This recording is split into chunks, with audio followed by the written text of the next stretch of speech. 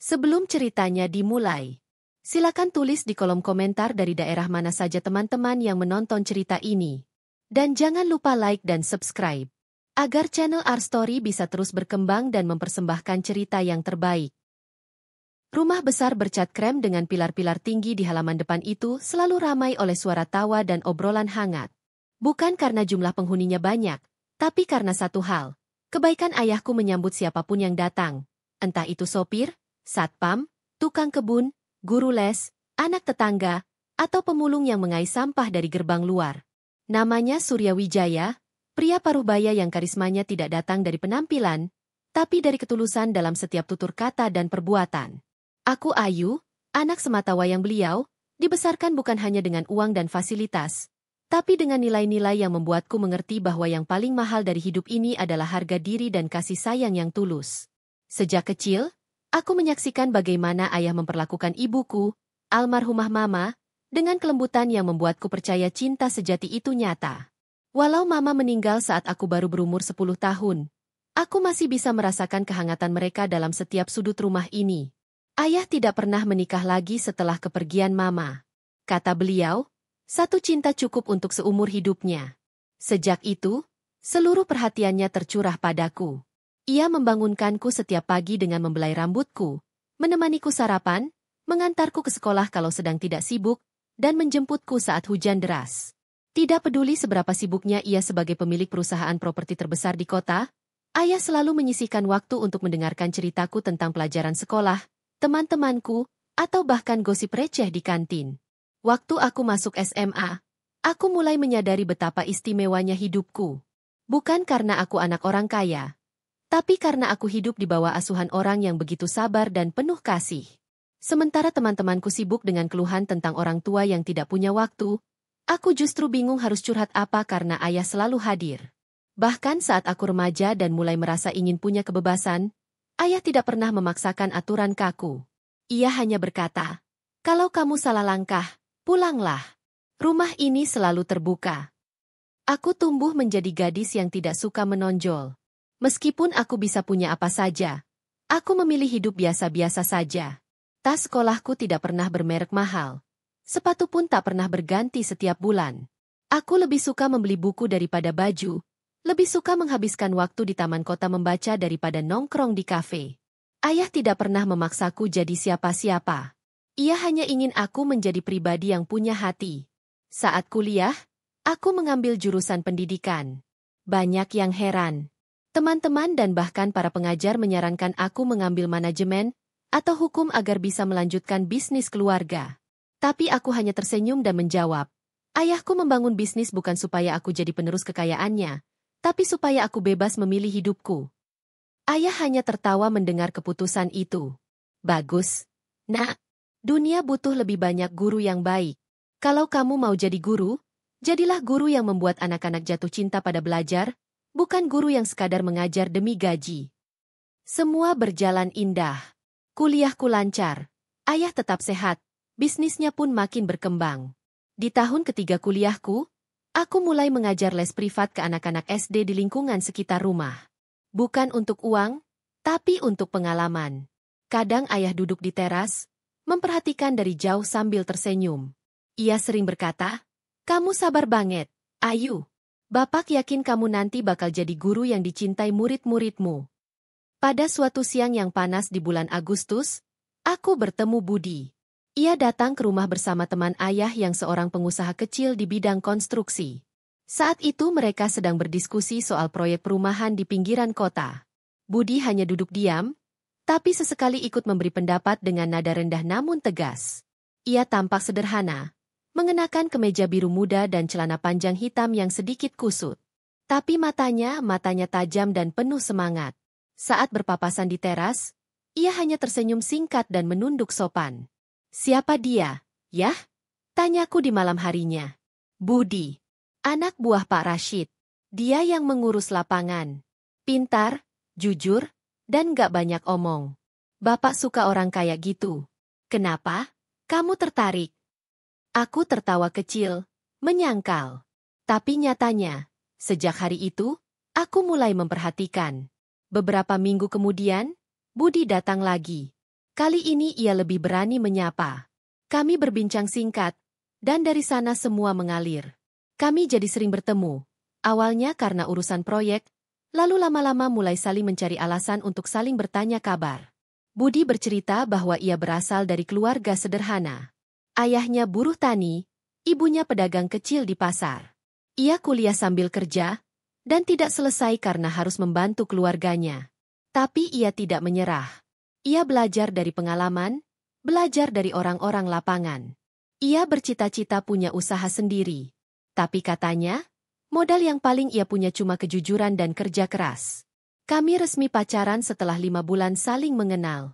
Ayah sempat ragu. Bukan karena latar belakang Budi, tapi karena ia ingin memastikan aku tidak tertipu rasa kasihan atau terpesona oleh semangat semu. Tapi ayah melihat sesuatu yang lain. Kalau kamu yakin, Bapak restui. Tapi ingat, cinta butuh lebih dari sekadar niat baik. Butuh keteguhan, kesetiaan, dan komitmen. Budi mulai sering datang ke rumah. Ia membantu ayah mengawasi proyek pembangunan. Aku melihat bagaimana ayah perlahan mulai percaya padanya. Ayah bahkan bilang, Budi ini tipe orang yang bisa diajak susah. Tapi Ayu, kamu harus tahu, bisa susah bareng belum tentu bisa senang bareng. Kalimat itu lama tertanam di kepalaku. Setelah 2 tahun menjalin hubungan, kami menikah. Pernikahan sederhana tapi penuh haru. Budi tampak gugup, tapi matanya berbinar saat mengucap ijab kabul. Ayah memelukku lama setelah akad selesai. Sekarang kamu istri orang, Nak. Tapi kamu tetap anak Bapak. Jangan ragu untuk pulang kalau suatu hari kamu merasa hilang. Kami tinggal di rumah yang disiapkan ayah tidak jauh dari rumah utama. Budi ingin mandiri, tidak tinggal serumah dengan mertuanya. Aku setuju. Kami hidup cukup. Tidak mewah, tapi hangat. Aku masih mengajar privat, dan Budi mulai merintis usaha kecil di bidang renovasi rumah. Ayah membantu modal awal, tapi tidak ikut campur. Biar dia belajar dari nol, kata ayah. Setahun, 2 tahun berlalu. Usaha Budi berkembang lambat tapi pasti. Aku ikut membantu membuat laporan keuangan, mencatat pemasukan dan pengeluaran, mengatur jadwal proyek. Kami bekerja bersama. Setiap malam, aku duduk bersamanya di ruang tamu, membahas klien dan strategi promosi. Kadang aku rindu masa-masa kuliahku yang tenang. Tapi aku tidak menyesal. Aku tahu aku memilih jalan ini, dan aku percaya dengan siapa aku menjalaninya. Ayah selalu hadir. Meski mulai menua, ia masih aktif memantau bisnisnya, tapi perlahan mulai menyerahkan banyak hal ke tim kepercayaannya. Ia sering bilang, Bapak nggak selamanya ada. Suatu saat kamu harus mandiri. Tahun keempat pernikahan kami, ayah jatuh sakit. Kanker paru-paru stadium awal. Aku syok. Dunia terasa runtuh. Tapi ayah tetap tenang. Bapak nggak takut mati. Ayu, Bapak cuma takut ninggalin kamu kalau kamu belum siap. Aku menangis di pelukannya malam itu. Sejak malam itu, setiap pagi aku bangun lebih awal. Menyiapkan sarapan untuk ayah dan Budi, menyeduh kopi panas seperti kebiasaan ayah, lalu diam-diam memperhatikan mereka berbincang di meja makan. Ayahku dan suamiku. 2 pria yang paling aku cintai di dunia ini. Tapi sejak ayah sakit, perbincangan mereka tak lagi panjang. Kadang hanya sepatah 2 patah kalimat. Sisanya diam dan saling menatap. Aku tahu, mereka menyembunyikan banyak hal. Mungkin tentang rasa khawatir, mungkin tentang kepergian, atau mungkin tentang masa depan yang belum sempat mereka bentuk bersama. Aku mencoba tetap kuat. Aku menemani ayah ke rumah sakit setiap minggu. Menunggunya dalam ruang perawatan, memijat kakinya saat ia kelelahan akibat kemoterapi, menyeka keringat di dahinya yang dingin. Tapi ayah bukan tipe yang suka dikasihani. Ia tetap bercanda. Bahkan saat rambutnya mulai rontok dan tubuhnya mengecil drastis. Ia masih bertanya soal proyek Budi, tentang laporan keuangan, tentang klien baru. Tapi nada suaranya mulai seperti orang yang sedang menitipkan. Suatu malam, setelah pulang dari rumah sakit, ayah memanggilku ke ruang kerjanya. Ia menyodorkan satu map berisi dokumen tanah, saham, dan properti. Semua atas namaku. Aku belum siap, Yah. Tidak akan pernah ada waktu yang benar-benar siap, Ayu. Tapi kamu harus belajar. Semua ini bukan soal kekayaan. Ini soal tanggung jawab. Kalau kamu tidak pegang kendali, suatu hari yang lain akan mengambilnya. Aku tidak langsung membuka map itu. Aku hanya menunduk. Di kepalaku, semua terasa berat. Tapi aku tahu ayah benar. Budi masuk 5 menit kemudian, membawa teh hangat. Ia duduk di sampingku, menggenggam tanganku. Diam. Lalu pelan-pelan berkata, aku akan bantu Ayu, Pak. Apapun itu, saya akan jaga Ayu. Ayah mengangguk kecil. Tapi tatapannya jauh. Seperti menatap masa depan yang belum ia yakini benar. Malam itu kami bertiga duduk dalam hening yang panjang. Hening yang tidak kosong, justru sangat penuh. Setelah ayah meninggal 3 bulan kemudian, hidupku terasa seperti tanpa atap. Dunia yang sebelumnya terasa kokoh mendadak terbuka lebar, membuatku rentan terhadap apapun. Tapi aku tidak sempat lama-lama bersedih. Banyak yang harus diurus. Pemakaman, pembagian warisan, urusan hukum, dan tentu saja, perusahaan. Budi yang membantuku mengatur semuanya. Ia yang berbicara dengan pengacara keluarga, mendampingi saat pertemuan dengan direksi perusahaan ayah, dan membantu memastikan semua proses berjalan rapi. Ia tampak dewasa dan penuh inisiatif. Semua orang memujinya. Bahkan beberapa kolega ayah berkata bahwa Budi punya jiwa pemimpin yang bisa membangun perusahaan lebih besar lagi. Awalnya aku ragu. Tapi melihat kerja keras Budi, aku mulai percaya. Mungkin inilah maksud ayah memberiku semua ini, agar aku belajar memilih orang yang benar-benar bisa kupercaya. Dan aku percaya Budi. Kami sepakat membagi fokus. Aku tetap menjadi pengawas utama dari warisan bisnis ayah, sementara Budi mulai membangun usahanya sendiri dari bawah, tapi tetap dalam lingkup kerjasama dengan jaringan milik ayahku. Ia merintis perusahaan konstruksi kecil bernama PT Bintang Timur. Ia menyewa satu ruko kecil di sudut kota, dan mulai merekrut beberapa tukang bangunan dan tenaga lapangan. Modal awalnya? Dari uang pribadi kami, termasuk sebagian dari warisan ayah yang aku keluarkan secara sukarela. Aku mau usaha ini jadi keringatku sendiri, bukan dari nama besar almarhum, ucapnya suatu malam sambil mengecek brosur promosi yang kubantu desain. Aku mengangguk. Aku bangga. Ia tampak seperti suami idaman yang jujur, pekerja keras, dan tidak silau oleh kekuasaan atau nama besar. Semua hasil yang kami bangun bersama kuanggap sebagai bentuk perjuangan bersama. Tidak ada kata, punyaku, atau punyamu, di antara kami. Setiap hari, aku bangun lebih pagi, memastikan Budi sarapan, mengantarnya ke kantor kecilnya, lalu aku sendiri mengurus laporan mingguan dari divisi keuangan perusahaan warisan ayah. Aku tidak pernah lelah. Bahkan saat pulang, aku masih punya tenaga untuk menyiapkan makan malam dan mendengarkan Budi bercerita soal lapangan. Tentang klien yang cerewet, tentang tukang yang suka mangkir, atau tentang cuaca yang mengganggu proyek. Terkadang aku tertidur di sofa sambil menunggu Budi pulang. Tapi aku tidak mengeluh. Aku percaya, perjuangan ini akan membawa kami ke kehidupan yang lebih baik. Aku tidak pernah mencurigai apapun. Tidak ada sinyal merah. Semua berjalan seperti seharusnya. Tapi aku sadar, sejak perusahaan Budi mulai mendapat proyek besar dari relasi ayahku, ia mulai sibuk luar biasa. Ia sering pulang larut malam, kadang bahkan menginap di lokasi proyek. Aku percaya. Aku tidak menuntut penjelasan. Ia bilang ia bekerja keras untuk masa depan kami, dan aku percaya. Satu malam, saat aku sedang mengecek laporan keuangan perusahaannya, aku melihat transaksi besar dari rekeningku pribadi yang tidak aku kenali. Jumlahnya tidak kecil. Aku bertanya, dan Budi bilang itu untuk pembelian alat berat yang mendesak. Kamu belum sempat bilang. Maaf, aku lupa. Waktu itu kepepet banget. Aku pikir kamu nggak keberatan. Aku diam. Aku tidak marah. Tapi hatiku terasa sesak. Mungkin karena ini pertama kalinya ia mengambil keputusan keuangan tanpa bicara dulu. Tapi aku tetap percaya. Hari-hari berlalu. Perusahaannya berkembang cepat. Budi mulai tampil di majalah bisnis lokal, mendapat penghargaan sebagai pengusaha muda inspiratif. Ia mulai mengenakan jas mahal, membawa mobil mewah, dan mengubah gaya bicaranya.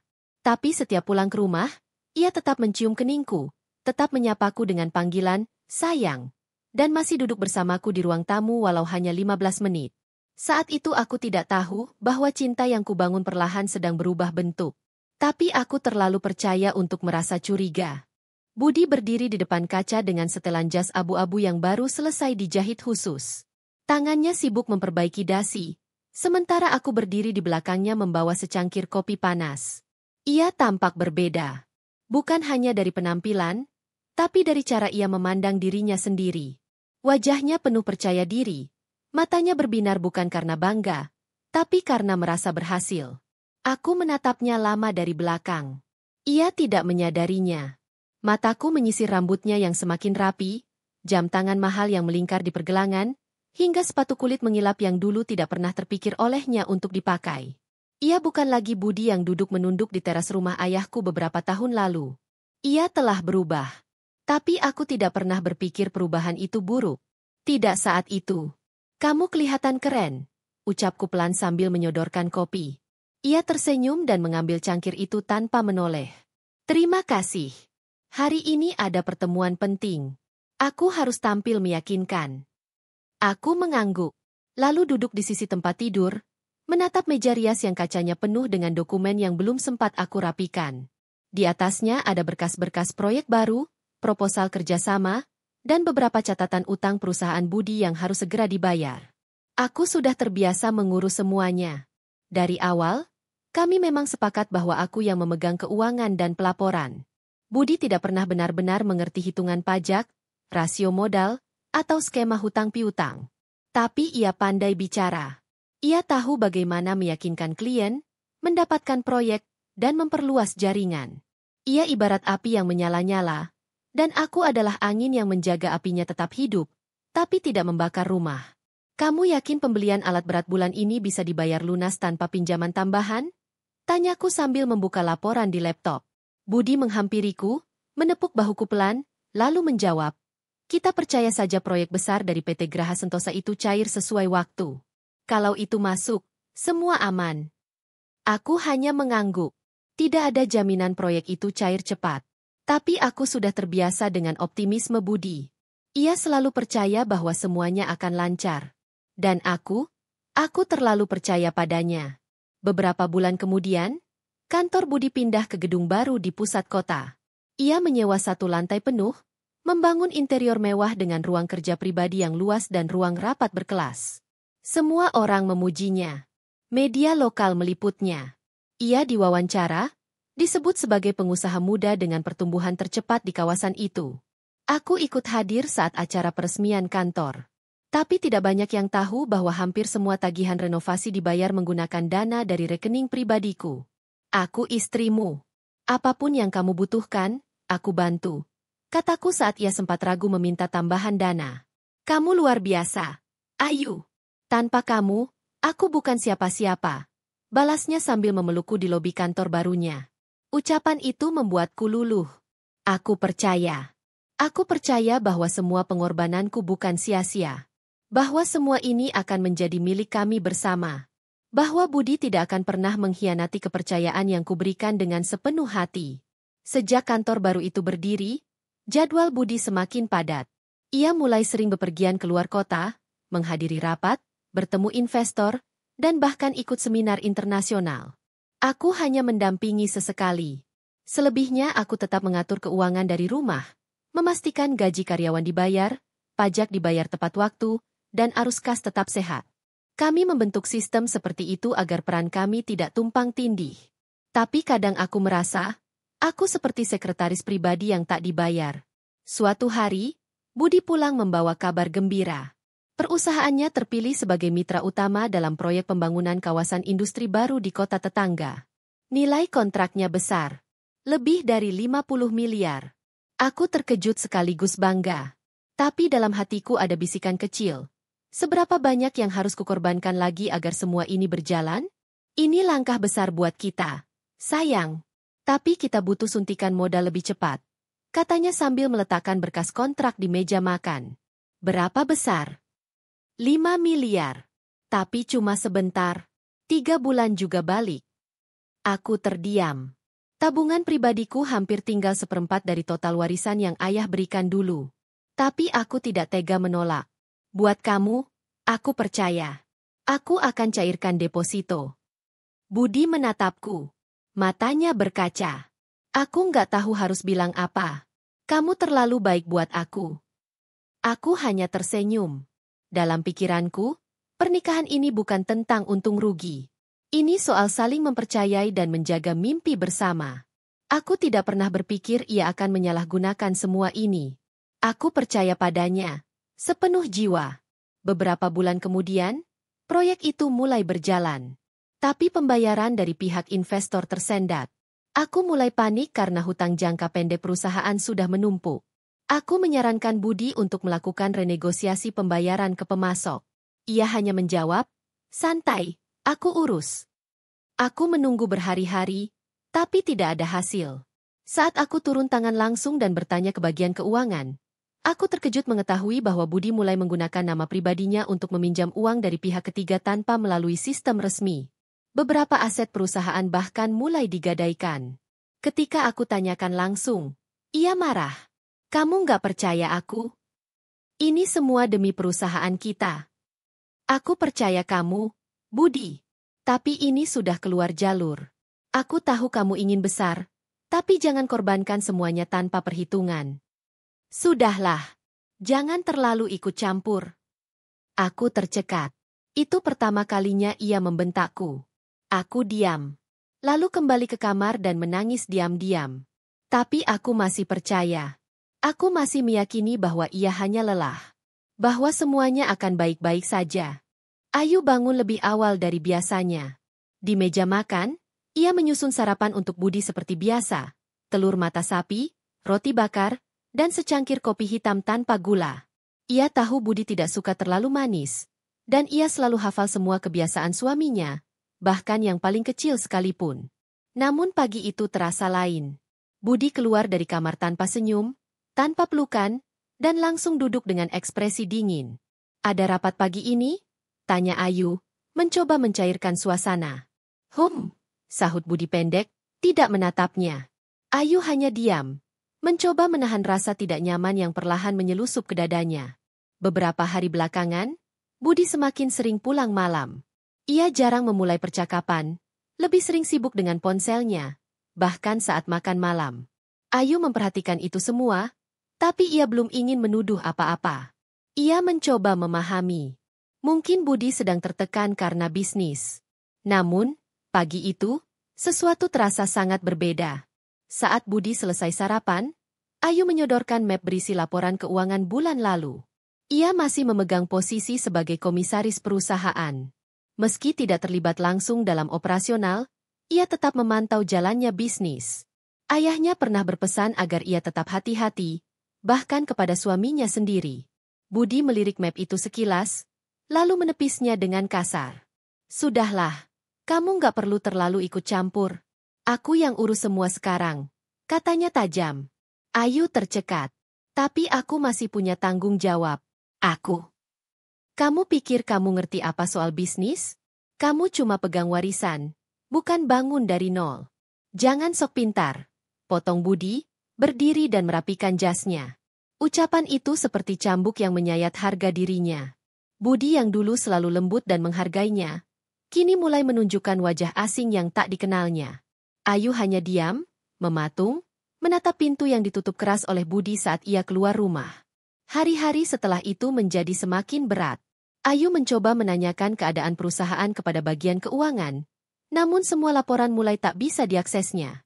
Sistem akuntansi yang dulunya bisa ia buka, kini terkunci. Kata sandi diubah.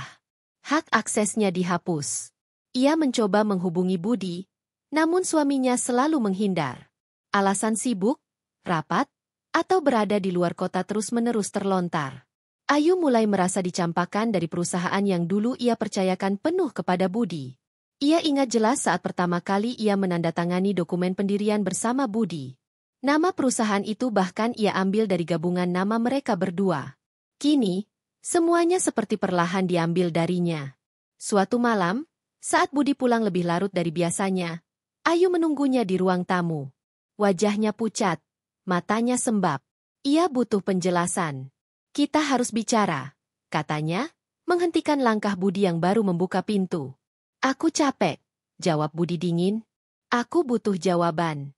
Kenapa semua aksesku ke sistem perusahaan dihapus? Kenapa aku tidak bisa membaca laporan keuangan?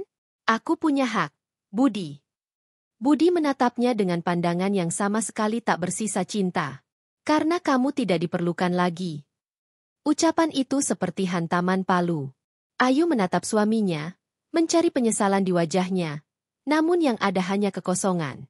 Aku tahu apa yang kamu pikirkan. Kamu takut aku salah kelola. Kamu takut aku buang-buang uangmu. Tapi dengar ini baik-baik.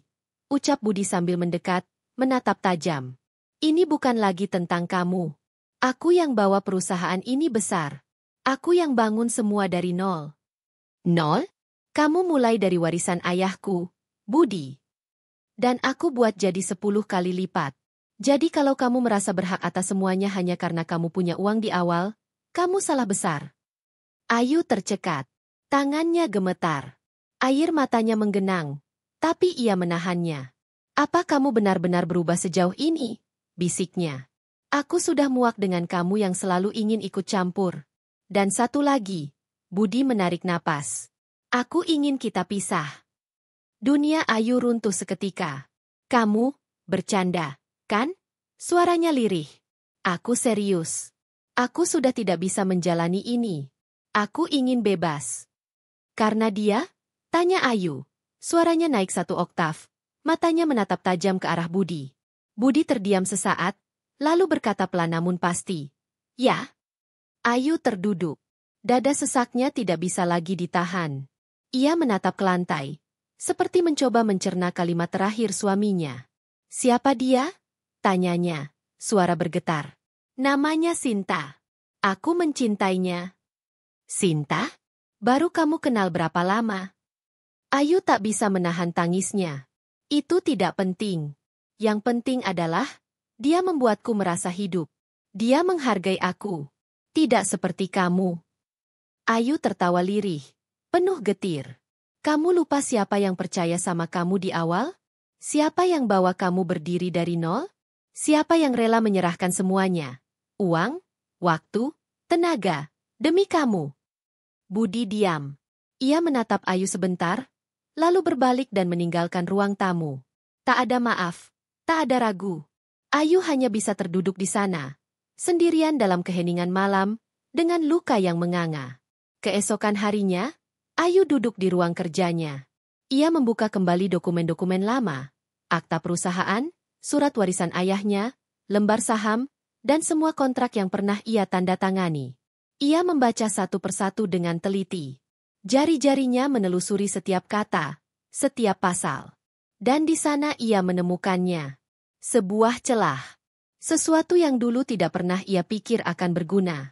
Tapi kini, di tengah pengkhianatan dan kehancuran pernikahannya, hal itu menjadi satu-satunya senjata yang bisa ia pegang. Perusahaan itu, secara hukum, masih berada dalam kendalinya. Dan Budi tidak tahu apa-apa tentang itu.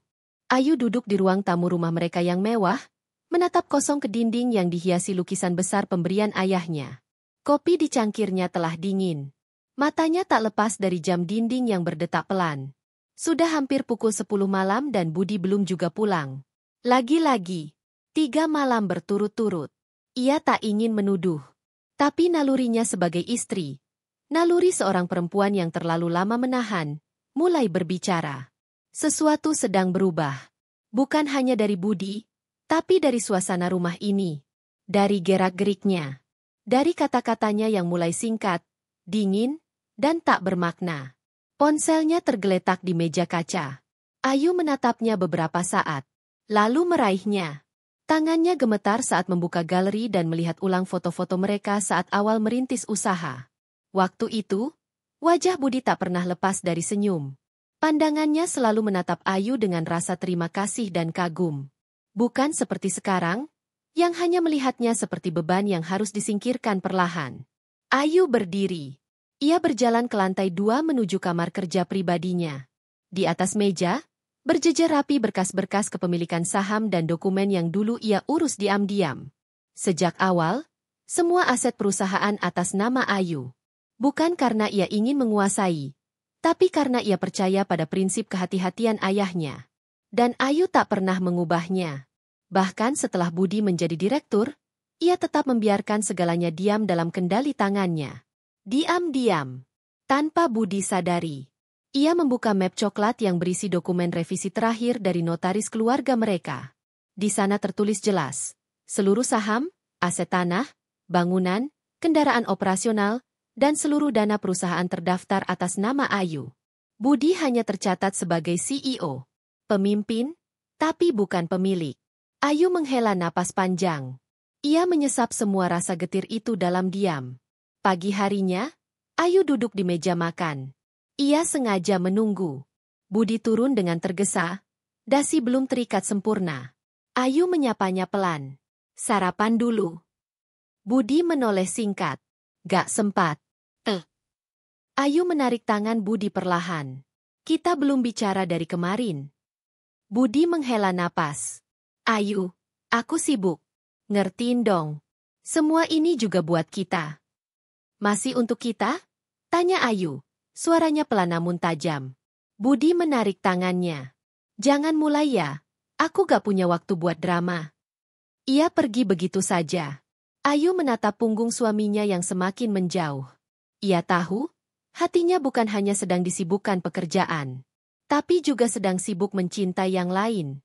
Hari demi hari, Ayu mulai menelusuri jejak Budi. Ia tak menyewa detektif. Ia hanya cukup jadi seorang istri yang teliti.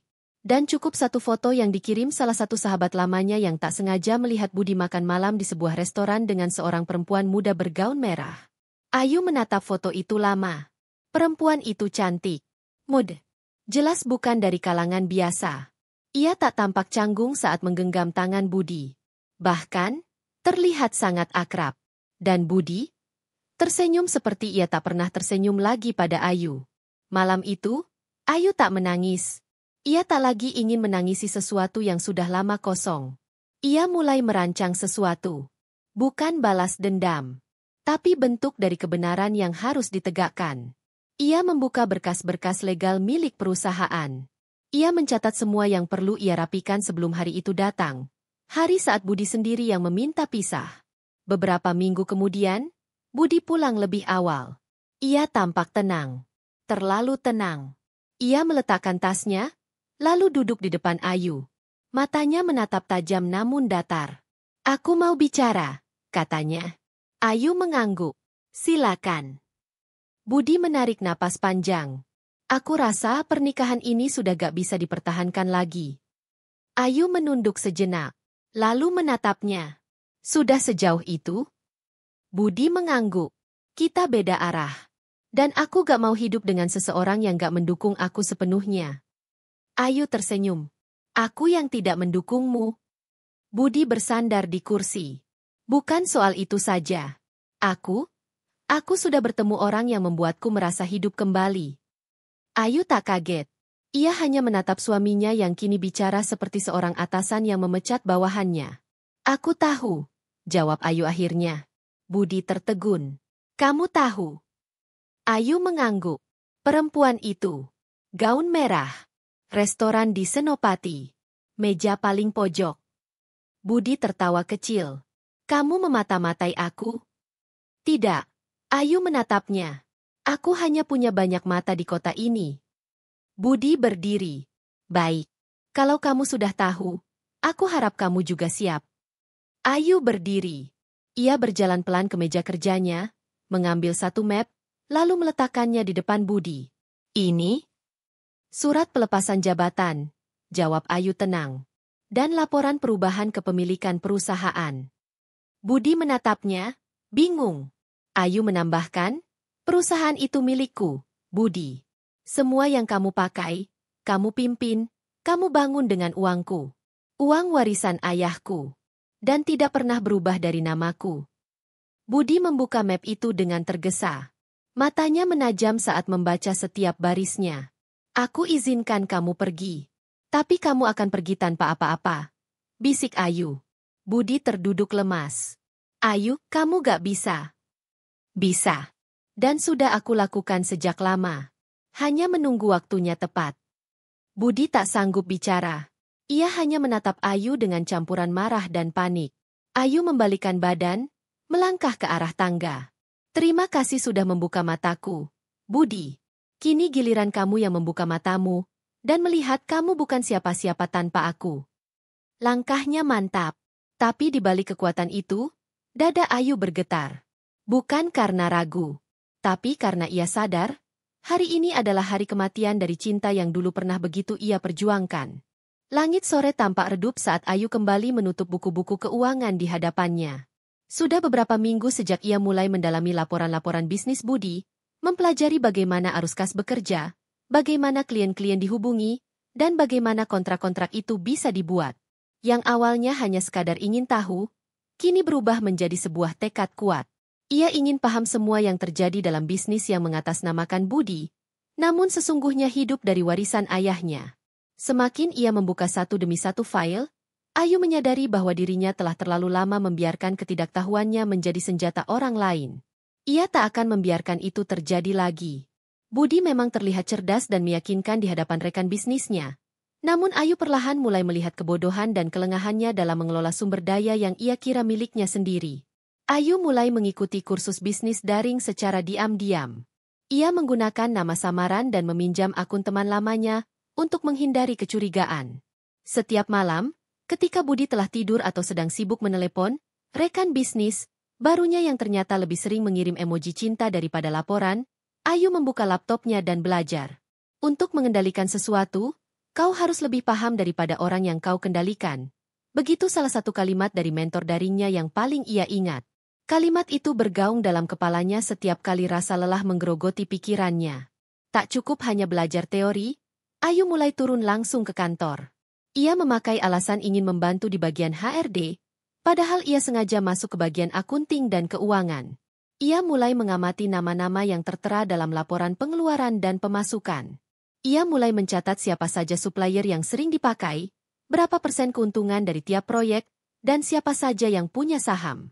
Namun yang paling mengejutkan, ia menemukan bahwa sebagian besar saham yang dicatat atas nama Budi, ternyata sumber dana awalnya berasal dari transfer yang dilakukan Ayu sendiri.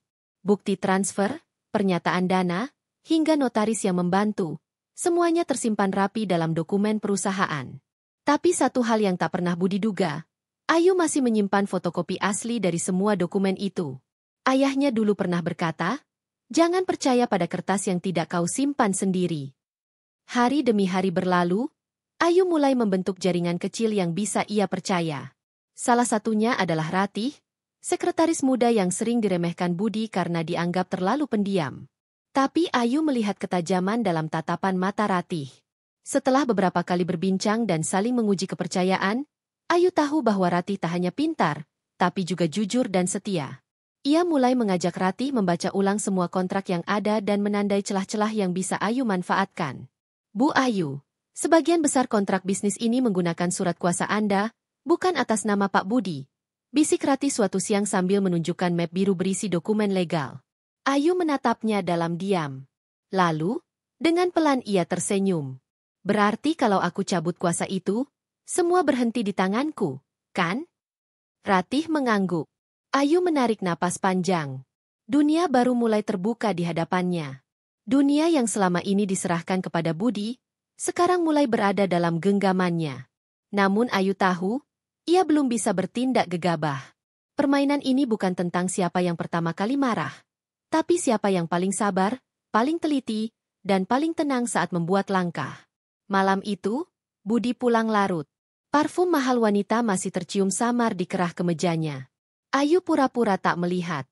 Ia menyambut dengan senyum dan secangkir teh hangat, seolah tak ada yang aneh. Tapi dalam benaknya, ia sedang menghitung mundur waktu. Ayu, nanti minggu depan aku ke Jakarta, ada urusan dengan klien baru, kata Budi tanpa menatap istrinya. Sendirian? Tanya Ayu dengan nada biasa. Enggaklah. Ditemenin sama Nita.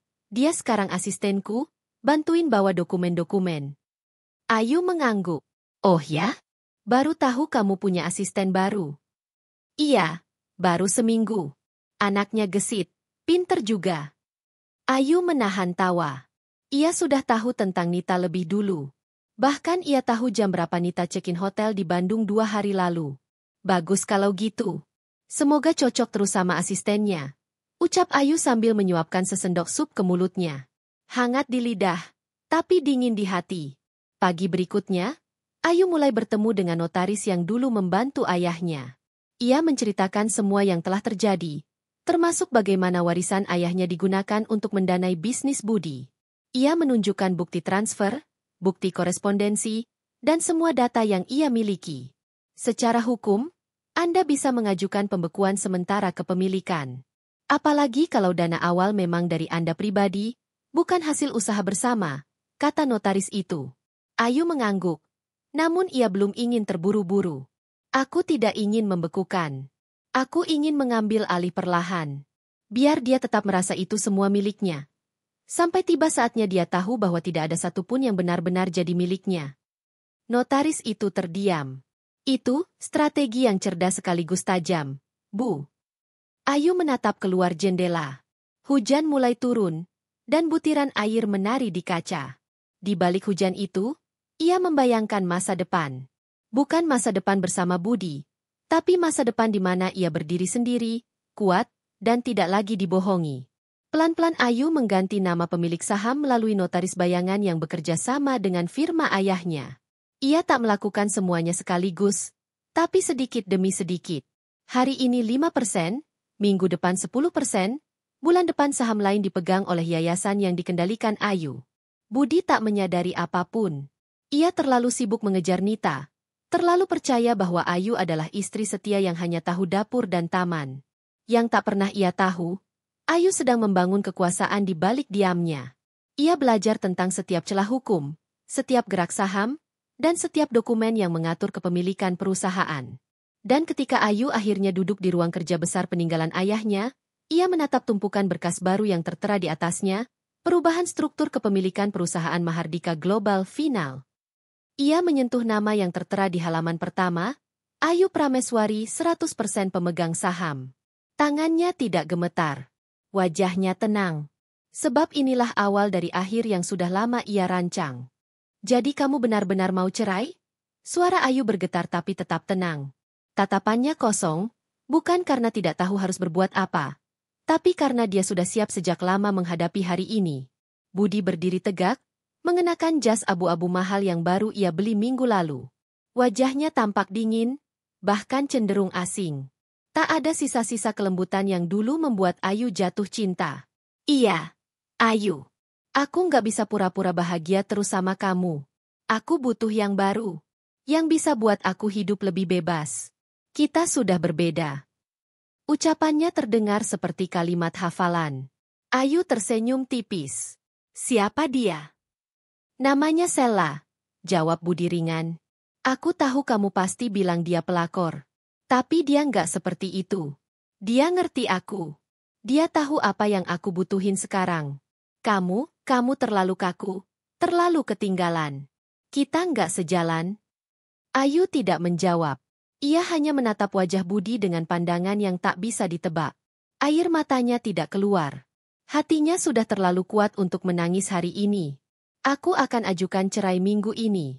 Aku ingin semuanya selesai baik-baik, lanjut Budi. Baik-baik. Ayu menyandarkan punggungnya ke sandaran sofa. Setelah aku habiskan warisan ayahku buat ngebangun bisnis kamu, setelah semua kerja keras kita kamu jadikan jalan buat ninggalin aku, kamu pikir ini bisa selesai baik-baik? Aku nggak maksud gitu. Kamu pikir aku nggak tahu soal transaksi kamu di belakang? Potong Ayu tajam. Budi terdiam. Ayu berdiri pelan, lalu berjalan menuju rak buku di sudut ruang kerja. Ia mengambil satu map berwarna biru tua. Ia membuka dan menunjukkan lembaran demi lembaran. Dokumen legal, laporan keuangan, perubahan nama pemilik saham, kepemilikan kantor pusat yang telah beralih atas nama Ayu sepenuhnya. Aku sudah lama tahu kamu berubah, Bud. Makanya aku juga pelan-pelan bersiap. Budi merenggut map itu dari tangan Ayu. Matanya membelalak saat melihat nama-nama baru yang menggantikan namanya di daftar kepemilikan. Apa ini? Ini tipu-tipu kamu? Kamu pakai namaku buat ngambil semua aset perusahaan? Ayu menatapnya dengan tatapan dingin. Perusahaan itu dari uang warisan ayahku. Yang kamu pakai seenaknya. Aku hanya mengamankan apa yang memang hakku. Semua sudah sah di mata hukum. Kalau kamu mau, kamu bisa bawa ke pengadilan. Tapi kamu tahu siapa yang akan menang. Budi terduduk. Dunia yang ia bangun mulai runtuh di hadapannya sendiri. Kamu nggak bisa lakuin ini ke aku. Kenapa nggak bisa? Bukannya kamu mau bebas? Bukannya kamu lebih pilih Sela? Ayu menyandarkan diri ke dinding. Silakan. Tapi kamu keluar dari rumah ini malam ini juga. Dan aku pastikan besok semua akses ke perusahaan diblokir buat kamu. Ayu, tolong jangan gini. Aku salah. Suara Budi mulai mengecil, lidahnya keluh.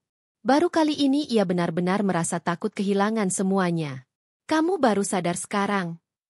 Ayu menoleh sebentar, lalu melangkah pergi. Selamat malam, Pak Budi.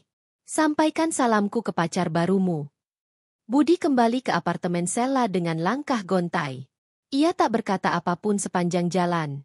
Sesampainya di sana, Sela sudah berdiri di depan pintu dengan piyama tipisnya. Kok lemes banget, sayang? Tanyanya manja. Ayu ngambil semuanya? Gumam Budi. Semua aset. Semua saham. Kantor pusat. Akses ke rekening perusahaan dia ubah semuanya. Sela mendecak, lalu duduk di sofa dengan malas. Loh, kamu kan yang minta cerai. Kamu juga yang bilang kamu udah urus semuanya. Aku kira dia cuma perempuan rumah tangga biasa. Ternyata dia sudah siap jauh sebelum aku sempat berpikir mundur. Kita bisa bangun lagi, kan? Tanya Sela setengah malas. Aku nggak punya apa-apa lagi. Suara Budi nyaris tak terdengar. Sela terdiam. Wajahnya berubah. Ia tak suka pria yang tidak bisa menjamin kehidupannya. Sementara itu, Ayu duduk di kursi ruang kerja yang dulu biasa digunakan Budi. Ia membuka laptopnya, memeriksa email dari kuasa hukumnya. Semua sudah sesuai rencana. Satu demi satu, anak buah Budi yang dulu meremehkannya mulai mendekatinya untuk menjilat kembali. Tapi Ayu tahu mana yang tulus dan mana yang hanya menjilat. Ia sudah pelajari karakter mereka semua sejak diam-diam mengambil alih. Besok, ia akan menggelar rapat besar di kantor pusat. Semua akan berubah. Nama Budi akan dihapus dari segala catatan. Perusahaan ini kini miliknya. Dan dia akan memimpin sendiri. Permainan baru saja dimulai. Gumam Ayu sambil tersenyum dingin. Ayu duduk di ruang kerjanya yang baru. Ruang yang dulu sempat ditempati Budi saat perusahaan ini masih ia pegang sepenuhnya. Sekarang, segala dokumen penting dan kontrak kerja telah berpindah ke tangannya. Meja kayu jati yang megah, rak-rak penuh berkas, serta monitor besar di hadapannya adalah saksi dari segala perjuangan dan luka yang perlahan mulai terbayar. Tapi bukan balas dendam yang menggerakkannya sepenuhnya. Lebih pada keadilan untuk dirinya sendiri, atas pengkhianatan yang ia telan sendirian. Di tangannya kini tergenggam sebuah surat. Surat pernyataan penyerahan penuh seluruh saham dan aset perusahaan, yang dulu Budi tanda tangani dengan bangga di depan notaris, tanpa menyadari bahwa surat itu tak hanya mengalihkan kepemilikan sebagian, tapi semuanya, secara mutlak, atas nama Ayu. Ia tanda tangani karena terlalu percaya, karena terlalu buta dengan ambisinya, dan mungkin karena terlalu yakin bahwa Ayu akan selalu ada sebagai pendukungnya selamanya. Namun, Ayu belajar. Ia belajar dari luka, dari tangis, dari malam-malam sunyi di kamar yang dulu mereka tempati bersama tapi sekarang kosong tak berpenghuni. Sejak Budi memutuskan tinggal dengan pelakor itu di apartemen mewah hasil uang perusahaan yang kini miliknya. Apa ini terlalu kejam? Bisik Ayu pada dirinya sendiri, memandang keluar jendela tinggi kantornya. Jakarta yang sibuk berderu seperti biasa. Tak peduli pada hati yang koyak ataupun dendam yang mulai menemukan bentuknya. Tapi Ayu tahu, ini bukan soal balas dendam. Ini soal menuntut hak yang telah diinjak-injak. Tak berselang lama, pintu diketuk. Sekretaris barunya, Rina, masuk dengan ekspresi serius. Bu Ayu, maaf mengganggu. Ini laporan transaksi keuangan terakhir dari rekening operasional utama perusahaan. Ada pengeluaran besar yang tak jelas tujuannya. Totalnya hampir 1 miliar. Ayu menerima map biru itu, membukanya dengan tenang. Matanya menyapu detail demi detail, sebelum akhirnya berhenti pada satu transaksi. Sebuah pembayaran ke rekening pribadi atas nama Winda Febriani. Ya, pelakor itu. Budi? Ayu menarik napas panjang. Dia pikir aku tak akan tahu. Ya? Rina menunggu, masih berdiri dengan canggung. Terima kasih, Rina. Tolong siapkan undangan rapat pemegang saham darurat. Besok pagi. Pastikan semua hadir. Dan satu lagi, jangan beritahu Budi lebih dulu. Rina mengangguk dan melangkah keluar.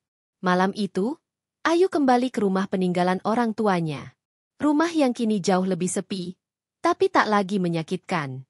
Ia masuk ke kamar ayahnya dulu, membuka laci tua dan mengambil kotak kayu kecil tempat ayahnya menyimpan surat wasiat dan dokumen penting. Di sana, terselip potret lama, foto keluarga. Saat Ayu masih kecil, duduk di pangkuan ayahnya yang tersenyum lebar, sedangkan ibunya memegang tangan mereka dengan lembut. Pa, aku nggak akan biarin apa yang kalian perjuangkan habis sia-sia, bisik Ayu sambil memeluk foto itu. Pagi harinya, ruang rapat utama dipenuhi wajah-wajah serius. Direksi, manajer senior, hingga beberapa investor. Semuanya tahu, jika Ayu sudah mengundang rapat darurat tanpa pemberitahuan isi agenda, artinya ada yang besar terjadi. Budi masuk paling akhir, dengan gaya seperti biasanya. Santai, sok percaya diri, dan membawa aura sebagai bos besar. Tapi kali ini ada sesuatu yang berbeda. Tidak ada sambutan hangat, tak ada tepuk tangan, dan Ayu bahkan tak melihat ke arahnya. Silakan duduk, ucap Ayu, dingin. Budi mengangkat alis. Apa ada masalah? Ayu tak menjawab. Ia menyerahkan map merah ke notaris yang duduk di ujung meja. Baik, sesuai permintaan Ibu Ayu, saya akan membacakan dokumen penyerahan aset dan saham perusahaan yang telah ditandatangani secara sah oleh Bapak Budi Pranata pada tanggal. Semua mata langsung tertuju ke Budi, yang kini mulai gelisah. Senyumnya luntur perlahan. Apa-apaan ini? Ayu? Ini surat lama. Itu bukan surat yang kamu tandatangani di depan notaris, potong Ayu tajam. Dengan kesadaran penuh. Dan kamu tahu, semua dana investasi, semua pengeluaran, semua pembiayaan atas bisnis kamu, itu dari warisan ayahku. Bukan dari keringatmu. Kamu bahkan tak pernah tahu bagaimana cara membayar vendor kalau bukan karena aku. Budi bangkit dari kursinya. Kamu nggak bisa lakuin ini. Sudah aku lakukan. Semua orang terdiam. Tak ada yang berani bicara. Ayu berdiri, menatap satu persatu wajah yang hadir. Mulai hari ini, saya, Ayu Pranata, adalah pemilik penuh dari seluruh aset Mahakarya Group. Dan keputusan saya hari ini, Budi Pranata diberhentikan dari semua jabatannya. Efektif segera. Ayu, jangan main-main. Aku yang membesarkan perusahaan ini. Dengan uangku.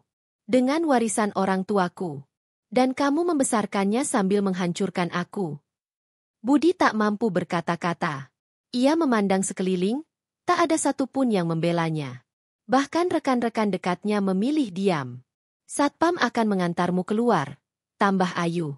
Jangan sentuh satupun aset perusahaan, termasuk kendaraan, laptop, ataupun apartemen yang sedang kamu tempati. Semuanya atas nama perusahaan. Dan perusahaan ini sudah bukan milikmu. Budi berdiri dengan tangan mengepal. Wajahnya merah padam. Tapi ia tahu, ia sudah kalah. Pelan-pelan, ia melangkah keluar, tanpa kata, tanpa pamit. Langkahnya berat, namun tak bisa mundur. Ayu menutup rapat itu dengan satu kalimat tegas. Kita mulai babak baru. Malamnya, Ayu duduk sendiri di balkon rumahnya. Angin malam menerpa pelan rambutnya yang terurai. Ponselnya berbunyi. Sebuah pesan masuk dari nomor tak dikenal. Kamu nggak akan bahagia, Ayu. Kamu akan hidup sendiri selamanya. Kamu pikir kamu menang? Kamu cuma perempuan kesepian. Ayu menatap layar ponselnya lama, lalu menutupnya. Ia tersenyum kecil, lalu menengadah ke langit, menatap bintang. Dan ia tahu, ini belum selesai. Masih ada pelakor itu. Dan permainan belum benar-benar dimulai. Ruangan kantor pribadi Ayu tampak lengang. Hanya suara ketukan keyboard yang terdengar dari jemari lincahnya. Tak ada raut gelisah di wajahnya. Hanya ketenangan yang tak biasa. Seperti seseorang yang sudah siap melepaskan sesuatu. Bukan karena kalah, tapi karena sudah menang secara diam-diam. Ayu duduk di kursinya dengan tenang. Tangannya meraih satu map berwarna biru tua dari laci paling bawah. Map itu telah disegel dan diberi label kecil di bagian pojok, Final Asset Transfer Mahkota Group. Dia menatapnya dalam beberapa detik, kemudian meletakkannya di atas meja tanpa ekspresi. Ini adalah puncak dari rencana panjangnya. Perusahaan yang dulu dibangun dari sisa-sisa warisan ayahnya, yang ditarik habis untuk membiayai impian suaminya, kini sepenuhnya telah berpindah tangan. Bukan lagi atas nama Budi, tapi miliknya, sepenuhnya milik Ayu.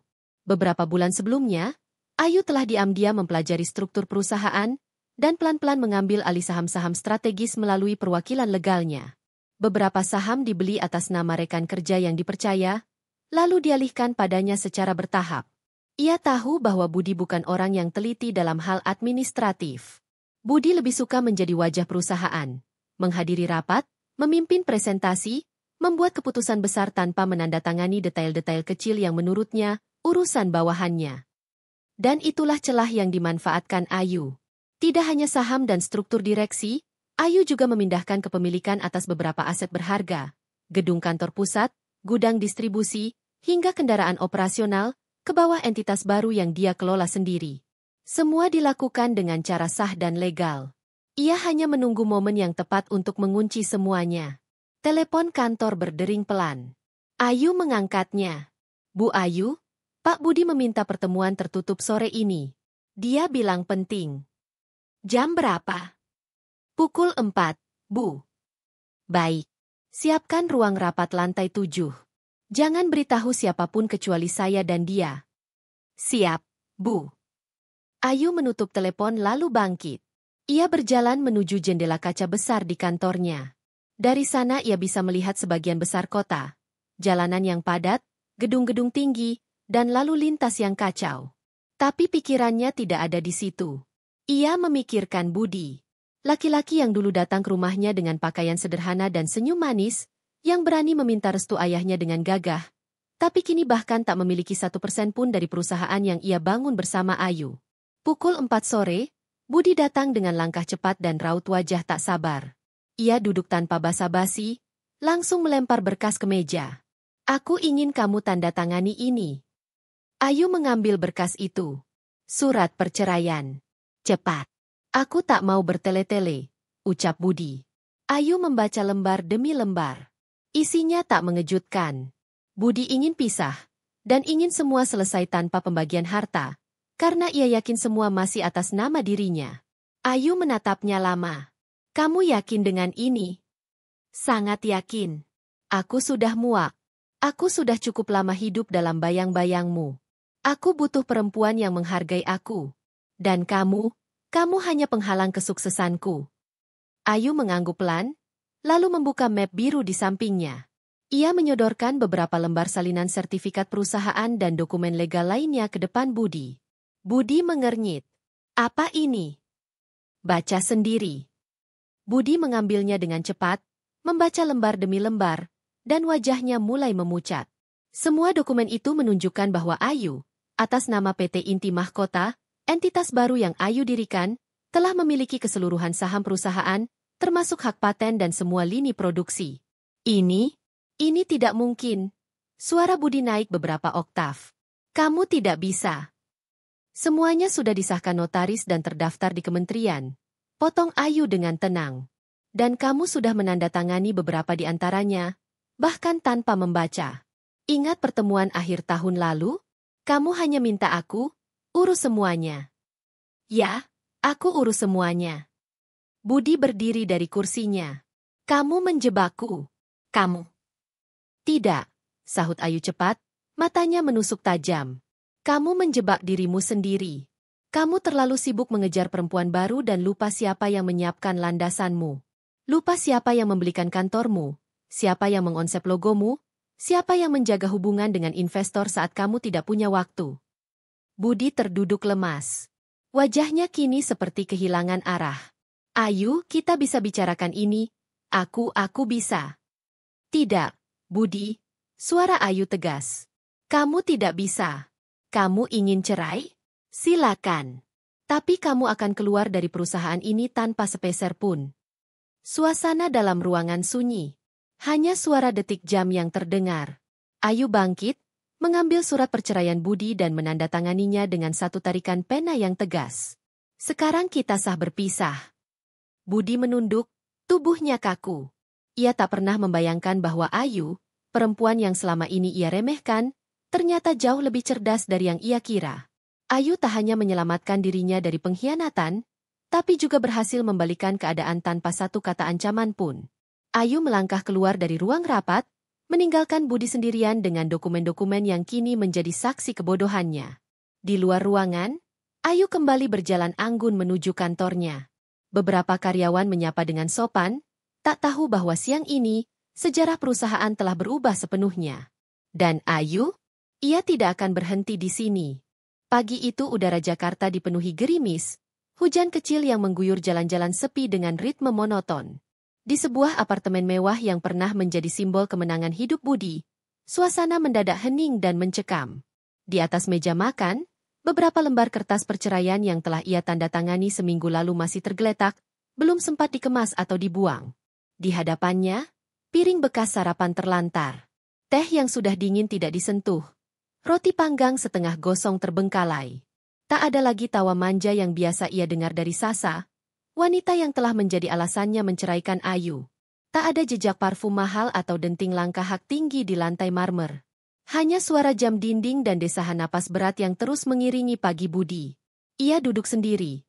Rambutnya acak-acakan, matanya sembab, dan bajunya kusut. Di tangan kirinya masih tergenggam ponsel yang semalaman tak berhenti dia pandangi.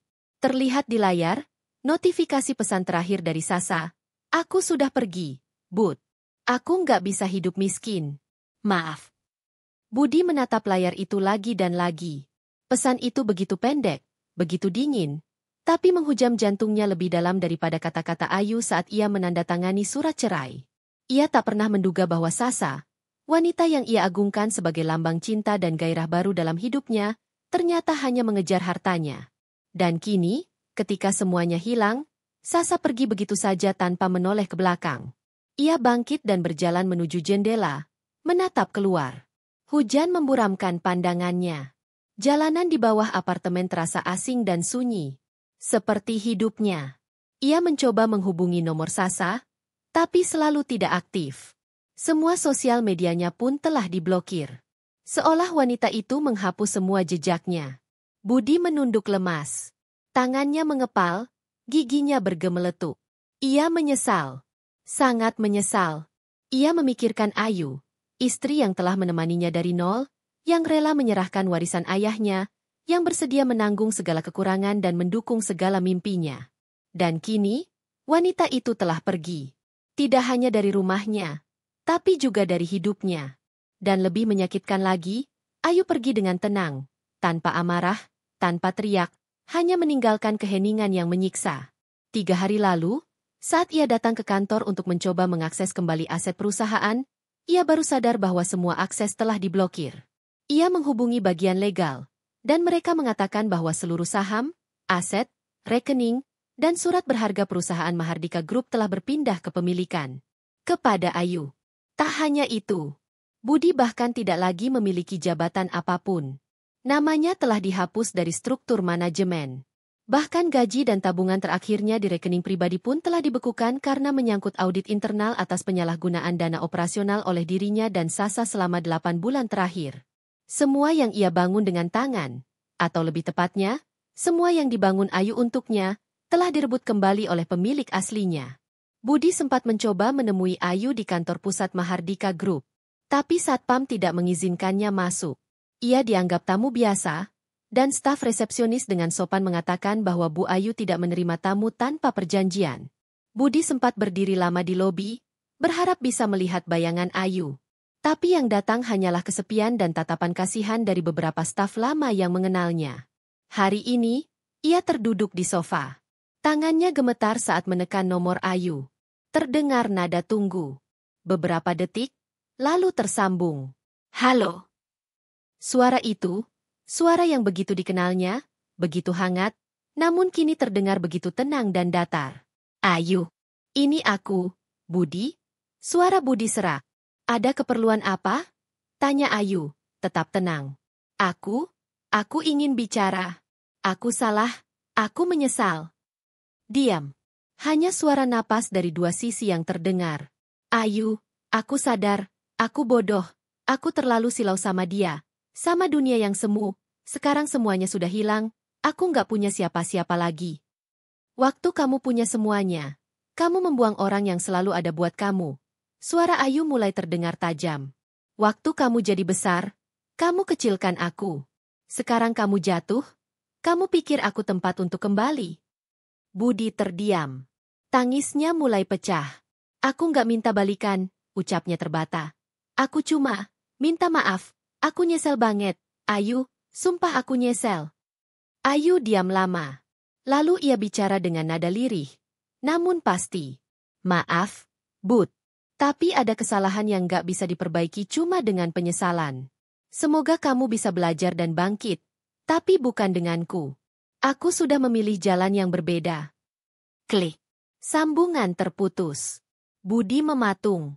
Tangisnya meledak. Tangannya bergetar hebat. Ponsel terlepas ke lantai. Ia membungkuk. Wajahnya tertelungkup di telapak tangan.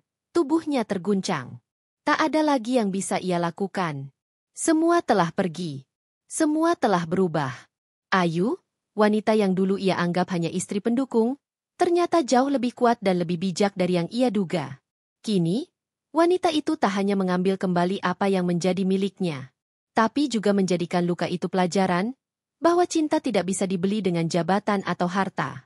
Dan bahwa ketika cinta dikhianati, maka balasannya bisa lebih dingin dari salju, lebih menusuk dari duri. Dan bagi Budi, hanya penyesalan yang tersisa. Seumur hidup.